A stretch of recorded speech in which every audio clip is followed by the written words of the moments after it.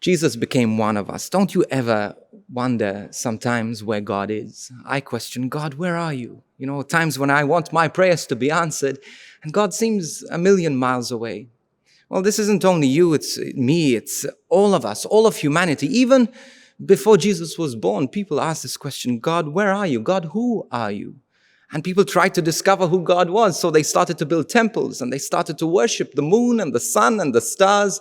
They started to try and figure out who God was, but eventually God started to reveal himself through people called prophets.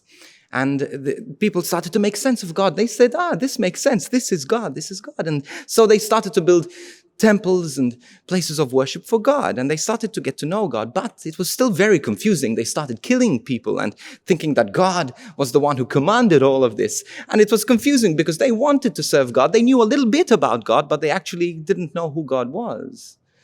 It was like a revelation of God. Like God showed who he was, but it was still very, very blurry.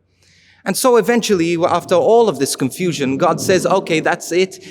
I'm going to actually show them who I am. So he decides to come into this world and he says, look at me, look at me. Here I am God. And all of a sudden the curtain is torn away and people can see who God is. Now think of it like this. I'm going to use an analogy, and analogies are imperfect, but just imagine. There was this little boy, maybe 3 years old.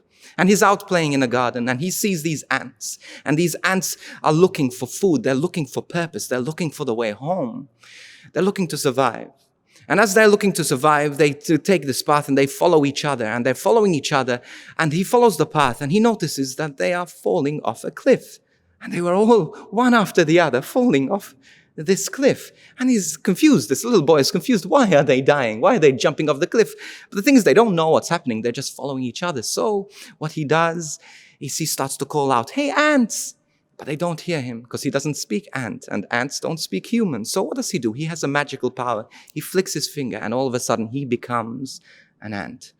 And some people, as he starts to shout out, listen to him, and they start to turn away. And they start to move away from the cliff, but many others don't. And they think it's crazy, you're in our way. And so they push him off, and eventually they kill him. This is the story of Jesus, but this is also the story of the incarnation, that Jesus became one of us. He speaks our language. He knows who we are. If you don't know where God is, look at Jesus. Get to know Jesus. Spend time at the crib today. Go, find your crib. Find a crib. Find a baby Jesus, and sit down, contemplate, and tell him this: Jesus, I want to know you. I want to know the purpose of my life. I want to know what it means to have a relationship with a God who came into this world just for me so that I may live this life to the full.